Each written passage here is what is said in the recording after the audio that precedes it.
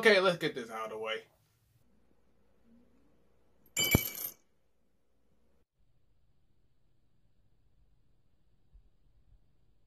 Star Wars, The Rise of Skywalker. Spoiler alert, because this video is 2 weeks late, so of course it is. So The Rise of Skywalker is about Rey and gang going after Palpatine because he's back all of a sudden. Kylo is also looking for him because he doesn't want no one to challenge his rule of the First Order, but then he decides to join him for whatever reason. And then, they find out that Rey is related to Palpatine, or Rey finds out otherwise, because that's his granddaughter. And then, stuff happens, and then they meet up at the end, and then, Star Wars stuff happens, and then lightning, and then lightsaber fights, and, sorry if I sound disinterested, but obviously I should have made this video after I saw the movie. But I was going to at first, but then after I tried doing it, I realized I didn't want to talk about this movie. I didn't. I just, of course I didn't say it. I didn't like this movie. I didn't. I was really disappointed, actually. But back to my point. I did not want to talk about this movie. I didn't. Especially after, the first week went by. I saw videos, people talking about it. We had the same opinions, pretty much, with Channel Awesome and other people I watch. I just kind of just didn't feel like I ain't feel like talking about this movie. Not even in a anger-filled way, because the movie just honestly just disappointed me. And there was a movie I was actually rooting for. I was rooting for this movie, but I was disappointed. So let's get into what disappointed me about this movie. First of all, the whole fact that the Emperor's back kind of bugs me. Well, not even kind of. It really bugs me because we didn't need him. We did not need the Emperor. We did not need to add another bad guy to this trilogy. If you wanted a bad guy, just keep Kylo as the bad guy. That would have been a good idea to, after y'all act out Snoke, to say, oh, I guess Kylo's up to the bad guy now. Yeah, let's make him bad. Can we do that? Can we have a Darth Vader who actually stays bad to the very end? No? I guess not. So yeah, I was hoping Kylo just to be the bad guy. I was hoping that he just came into his own. But of course, this being Star Wars and just being JJ, who like to, be all nostalgic and be a Star Wars fan that he is, he nope, we gotta have the bad guy redeemed. We gotta have another Vader, who's Vader's grandson this time, so it makes more sense, I guess. And also, he falls in love, I guess, with Rey, Palpatine's granddaughter, which, were they in love? Because I got more of an attraction from Finn and Rey. I honestly did. But of course, the black man gets friend zoned, so whatevs. And I brought Finn up. Finn, Poe, they're wasted. Their characters go nowhere since The Force Awakens. What happened? You had two pretty good setups, especially with Finn. I mean, a stormtrooper who, deserts and doesn't want to fight for the Empire anymore, that's something we've never seen. And they just waste that concept and try to make him the guy who gets laughed at, and make him the one who the jokes come from and the comedy. That's stupid. You had such a good concept to work with, and you just wasted it. I know a lot of people were a fan of Poe.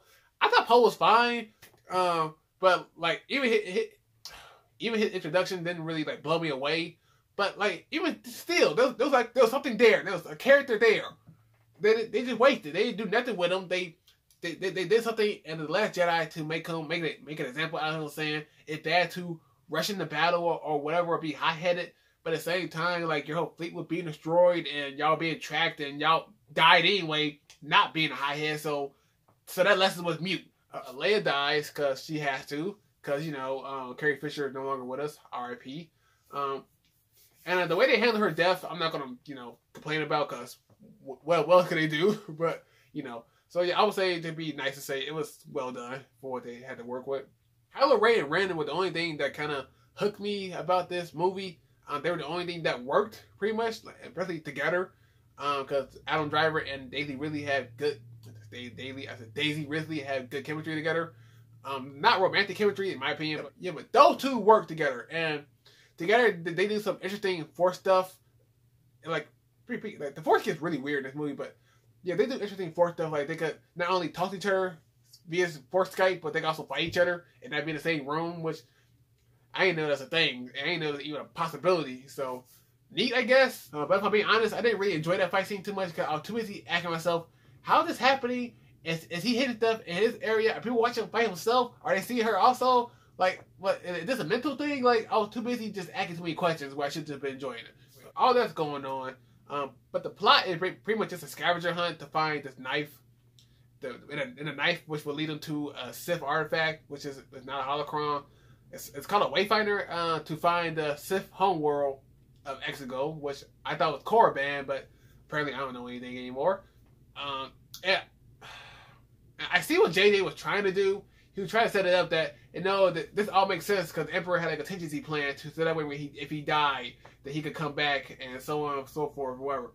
It just does so sloppily and so rushed, and even him being in this movie just rushed. It doesn't make sense, and I guess it doesn't have to make sense because they don't really try to explain it. They just say, the ways of the Sith and the dark side are unnatural and whatever. Like it's stupid. Like we need more than that. If you gonna bring back a character as big as the Emperor, this is Salacious Crump, you idiot. This is the Emperor. We need more of a backstory or at least a setup that you gonna bring him back into the movie. And by the way, how old is Ian McDermott that he's still allowed to do this crap? So anyway, that's going on with Kylo and Emperor Palpatine.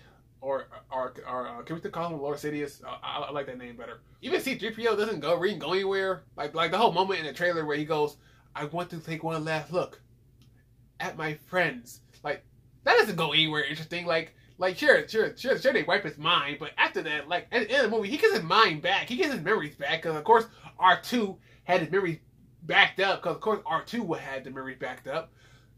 So the whole scene was pointless. All the heart-tugging scenes are pretty much pointless. Like, the fact that they even try to fake us out, to think, oh no, Chewbacca died, which would have been a kind of interesting thing for Rey to have to deal with, because it would have been her fault. It would have been like, oh my god, am I out of control? Can I control my powers? What's going on? And the consequences.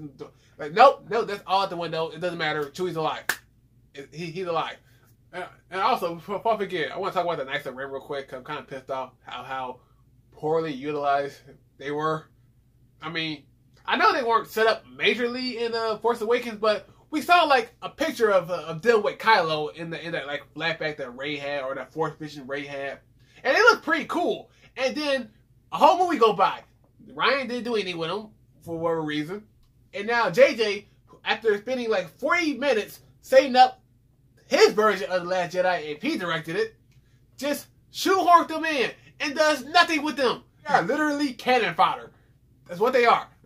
We don't want to learn any guys' names. It's just like the Knights of Ren here, and then 2 hours into the movie, they're getting killed by Kylo, who turned good now. Such a good concept. Wasted. Oh yeah, I didn't mention Kylo turned good, but again, this is a spoiler review, and you should be watching this if you've seen the movie. So yeah, he's good now. Him and because Carrie Fisher, I think, distracted him. Rey stabbed him in the stomach. Rey healed him because Rey can heal stuff now with the Force. Yeah, because Rey can heal stuff now, and after Carrie Fisher distracted Kylo, Rey stabbed him, but then she felt bad because she felt Leia die, and then she healed him. And then after she leaves him stranded on that water planet, Han Solo comes back and like a memory or Force Ghost, it's not really clear, to give Kylo like a prep talk, or even say that he knows that he's his son, that he loves him still, the whole Han Solo stuff. It's actually a pretty good scene. I'm gonna give it that. Like, as much as I didn't like this movie, that was a pretty good scene. And then Rey go back to the world that Luke was on. She crashed the ship or wherever, she was thrown up in the fire. She goes to throw the lightsaber into the fire. The Force Ghost of Luke reaches out, catches it, and said, "This is a Jedi weapon. It should be treated with respect." Of course, it's either a dick in the Last Jedi or something that Luke honestly would have said after he would be such a dick in the last movie. So you could look at it either way. And he gets Rey a pep talk for some reason. And then, as the Force Ghost, he lifts his ship out of the water, which is something he should have done in The Last Jedi. And now Rey's ready to go fight the Emperor. She flies out to fight the Emperor. And freaking, just, like, what was the Emperor's plan exactly? Cause it really doesn't make any sense, because he kind of changes it, like, 3 times in this movie. 2 of them happen in the span of 5 minutes. At first he wanted Kylo to kill Rey, then Rey shows up and like, no, Rey, kill me, and then you could be the Sith Empress, because my soul would go into your soul. And then Ben shows up, and he said, oh, great, both of you guys are here, so I'll take both your life force, and I'll get young again. Because, again, apparently that's how the Force works. Oh, crap, I got this far into the video, I ain't mentioned Lando Calrissian. Freaking Lando's back. He's in the movie for about 10 minutes.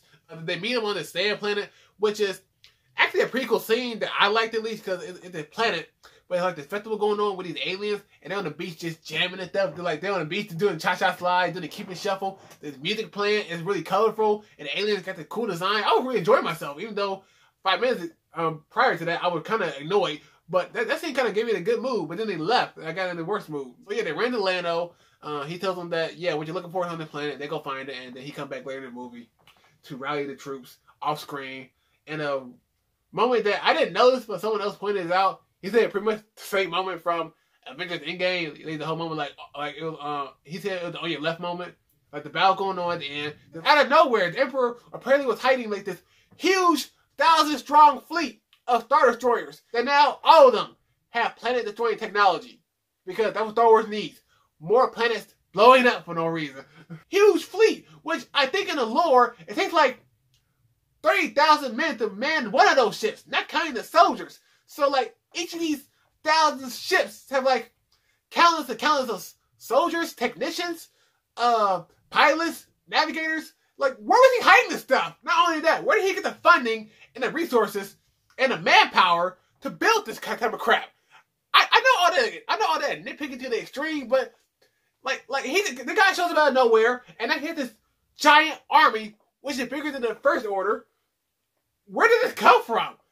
And who were all those people in that stadium? In the movie, this big space battle going on, and they are the resistance is getting slaughtered, like it's getting blown to bits. And then Poe's like, I guess we're gonna die. And then you hear in the intercom, you're not gonna die, kid. And then Lando shows up with like these I guess millions and like thousands or whatever starships that come out of nowhere, big, small, single pilot, like they just come out of nowhere. So yeah, Ray's there, Ben's there, the Emperor's there, everyone's there. Finn's there with his new black friend that they gave him, so he wouldn't be the only black man in the movie talking to himself, which I don't think goes anywhere. Finn's feeling force sensitive, which might be the way he was trying to tell Ray. Either that or, hey Ray, man, I love you. Stuff happens, some dumb stuff happens. The Emperor loses the exact same way. Ray dies for whatever reason. Kylo, who also discovered he can heal people with the Force, bring Ray back to life. Bring Ray back to life. They kiss, I guess, because they were in love. Then he dies, and he disappears. So I guess he's one with the Force. And whatever. And the movie wraps up. There's a lesbian kiss for like 5 seconds, and then Chewie gets his medal. Like apparently Leia wanted Chewie after she died to give Chewie the medal that he didn't get at the end of New Hope. Because apparently the fans were so bothered by it, they had to get Chewie his medal. Like, no, that's something else I didn't talk about yet. The fan service in this movie was wholly unnecessary. I mean, sure, some of it I like. I like some cheap fan service, I guess. But a lot of it felt like it was pandering. A lot of it felt like real pandering. It's just every moment that I really can't remember right now. Because again, it's been 2 weeks since I saw this movie. A movie that I did not enjoy all that much. I was mostly just bored during this movie.